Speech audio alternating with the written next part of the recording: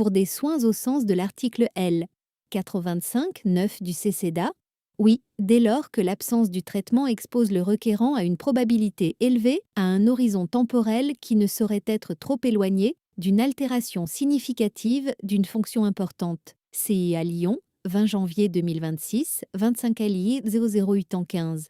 En l'espèce, une ressortissante arménienne, atteinte de myasthénie, maladie neuromusculaire auto-immune chronique, avait sollicité le renouvellement de son titre de séjour sur le fondement de l'article L. 425-9 du CESEDA. Au cours de l'instance, le préfet soutenait que, même si son traitement n'était pas disponible en Arménie, il n'agirait pas sur la cause de la maladie et n'empêcherait pas son évolution, ni les conséquences d'une exceptionnelle gravité.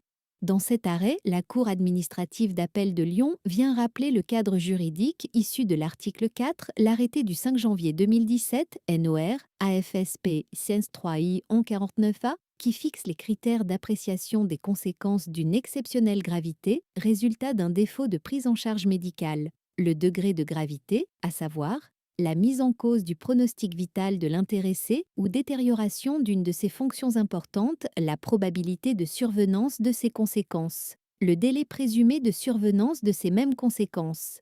En l'espèce, la Cour a relevé plusieurs éléments factuels.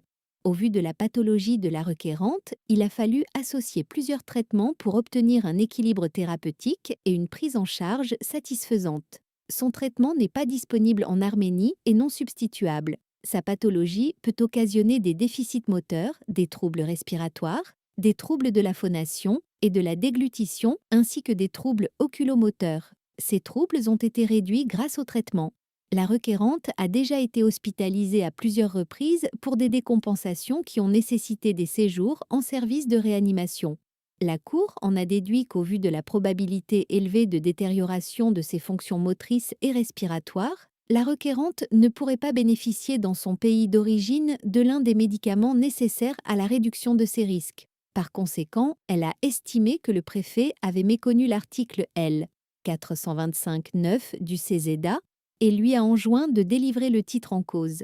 La CAA de Lyon avait déjà rappelé ces conditions d'appréciation dans un arrêt du 5 décembre 2024, DIRO 23 LI 02 en rejetant la demande de la requérante qui avait produit des documents médicaux ne précisant pas le degré de risque de récidive de la pathologie cancéreuse dont elle avait été atteinte. Si vous avez trouvé cette vidéo utile, n'hésitez pas à liker ou à commenter pour nous donner de la visibilité. Que pensez-vous de cette vidéo?